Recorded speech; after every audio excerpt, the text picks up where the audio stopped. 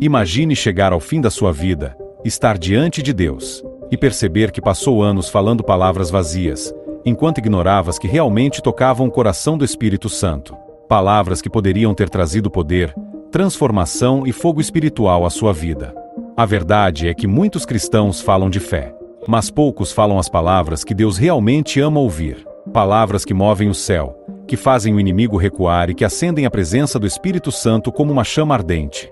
E aqui está a parte assustadora. O fato de você não dizer essas palavras pode estar limitando a sua vida espiritual sem que você perceba. No vídeo de hoje, você vai descobrir as 5 palavras que o Espírito Santo ama, mas que a maioria dos cristãos esquece de dizer. E a última é a mais poderosa de todas. Fique comigo até o final, porque sua forma de se relacionar com Deus pode mudar completamente a partir de agora.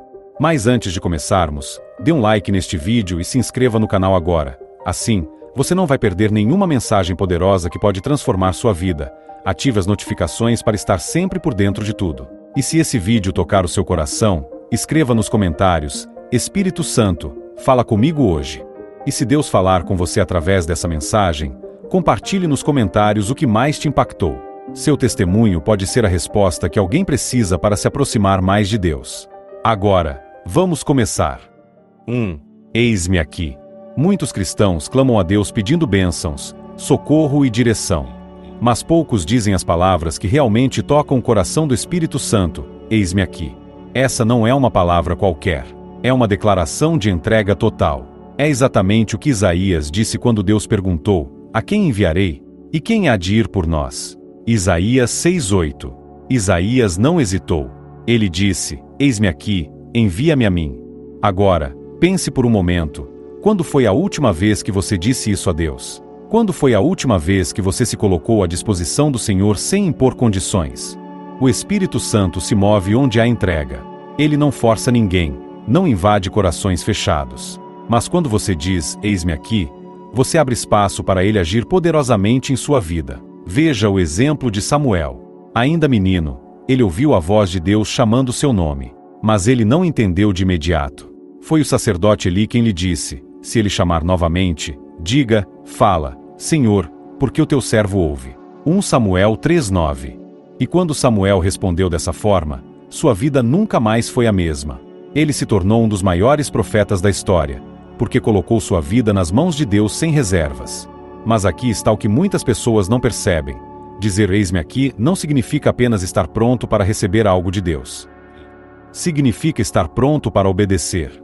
Isso significa estar disposto a deixar de lado seus próprios planos, seus próprios desejos, e seguir a direção do Espírito Santo, mesmo quando parece difícil. E você? Você tem dito, eis-me aqui para Deus? Ou tem feito orações que apenas pedem e exigem coisas dele? A verdade é que, quanto mais você resiste ao chamado de Deus, mais distante o Espírito Santo se torna. Mas quando você se coloca à disposição, ele começa a abrir portas, a derrubar barreiras e a transformar sua vida de formas que você nunca imaginou. Agora, eu quero que você faça uma pausa e reflita. Se Deus chamasse o seu nome hoje, você teria coragem de dizer, eis-me aqui? E mais importante ainda, você estaria disposto a obedecer? Diga nos comentários, você já disse, eis-me aqui para Deus? 2. Tenha misericórdia. Há algo que poucos cristãos entendem: o Espírito Santo não age em corações orgulhosos. Ele se move onde há arrependimento genuíno, onde há reconhecimento da própria fraqueza. E é por isso que uma das palavras que o Espírito Santo mais ama ouvir é: tenha misericórdia. Essas foram as palavras ditas pelo publicano na parábola contada por Jesus em Lucas 18:13. Enquanto o fariseu se exaltava, agradecendo por ser justo e melhor que os outros, o publicano apenas abaixou a cabeça e disse: ó Deus, tem misericórdia de mim, que sou pecador. E o que aconteceu? Jesus disse que foi o publicano quem saiu justificado diante de Deus. Porque Deus resiste aos soberbos, mas dá graça aos humildes. Tiago 4:6. Agora, pare e pense. Quantas vezes sua oração foi apenas um pedido por bênçãos, por vitórias, por soluções, mas sem um coração quebrantado diante de Deus? Quantas vezes você reconheceu, com sinceridade, que precisa da misericórdia de Deus? O rei Davi entendeu isso. Depois de seu terrível pecado com Batseba e o assassinato de Urias, ele não tentou justificar seus atos. Ele caiu de joelhos e clamou: tem misericórdia de mim, ó Deus, Segundo a tua benignidade apaga as minhas transgressões, segundo a multidão das tuas misericórdias. Salmo 51:1. E esse arrependimento trouxe restauração. Aqui está algo que muitos cristãos não percebem: pedir misericórdia não é fraqueza, é sabedoria. Porque quando você clama por misericórdia, você reconhece que sem Deus você nada pode fazer. E quando isso acontece, o Espírito Santo se aproxima. Ele toca, ele cura, ele transforma. Mas a grande questão é, muitos cristãos têm medo de se humilhar diante de Deus. Eles pensam: e se eu admitir que sou fraco? E se eu admitir que errei? Mas aqui está a verdade: Deus já conhece cada erro, cada fraqueza. Ele apenas espera que você reconheça também. E quando você diz, tenha misericórdia, você está abrindo as portas para a restauração, para o renovo, para um novo começo. Agora eu te pergunto: você já pediu misericórdia a Deus hoje? Ou tem vivido como se não precisasse dele? Deixe nos comentários: você tem um coração quebrantado diante de Deus? 3. Faça-se a tua vontade. Se há uma coisa que o Espírito Santo ama, é um coração que confia completamente em Deus. E poucas palavras demonstram essa confiança melhor do que: faça-se a tua vontade. Mas aqui está algo que a maioria dos cristãos não percebe: essas palavras são fáceis de dizer, mas difíceis de viver. Muitos dizem que confiam em Deus, mas no fundo querem que a vontade dele se encaixe nos seus próprios planos. Eles oram assim: Senhor, eu te entrego minha vida, mas, por favor, me dá aquele emprego que eu quero. Senhor, eu confio em ti, mas, por favor, faz essa pessoa gostar de mim. Senhor, eu aceito tua vontade, mas, por favor, me dá essa bênção que eu tanto desejo. Percebe o problema? Na prática, não é a vontade de Deus que eles querem, é a deles. Mas Jesus nos deu o maior exemplo de entrega ao dizer essas palavras no momento mais difícil de sua vida. No Getsêmani, prestes a ser traído, preso e crucificado, ele suava sangue. E o que ele orou? Meu Pai, se possível, afasta de mim este cálice, todavia, não seja como eu quero, mas como tu queres. Mateus 26:39. Jesus sabia que a vontade do Pai era maior. Ele confiava no plano perfeito de Deus, mesmo que isso significasse dor e sacrifício. E aqui está a verdade dura que muitos não querem ouvir. Nem sempre a vontade de Deus será confortável para você. Pode ser que Ele diga não para algo que você tanto quer. Pode ser que Ele te leve por um caminho difícil. Pode ser que Ele feche portas que você achava que precisavam estar abertas. Mas quando você diz, faça-se a tua vontade de coração sincero, você está dizendo ao Espírito Santo: eu confio em ti, mesmo sem entender. Eu te sigo, mesmo quando dói. Eu escolho a tua vontade, porque sei que ela é melhor do que a minha. E é exatamente isso que ativa o mover de Deus na sua vida. Muitos querem o poder do Espírito Santo, mas não querem abrir mão do controle. Muitos querem milagres, mas não querem passar pelo processo. Mas aqueles que dizem com sinceridade, faça-se a tua vontade, são aqueles que experimentam o sobrenatural de Deus. Agora, pare e pense: você realmente confia na vontade de Deus? Ou tem insistido na sua própria? Diga nos comentários: você tem coragem de dizer faça-se a tua vontade ou a Deus hoje? 4. Glória a Deus. Poucos cristãos entendem o poder dessas palavras. Glória a Deus não é apenas uma expressão religiosa ou algo que dizemos mecanicamente em cultos. Essas palavras carregam um princípio espiritual profundo. Elas desviam o foco de nós e o direcionam para Deus. Vivemos em um mundo onde as pessoas querem reconhecimento, querem ser aplaudidas, elogiadas, exaltadas.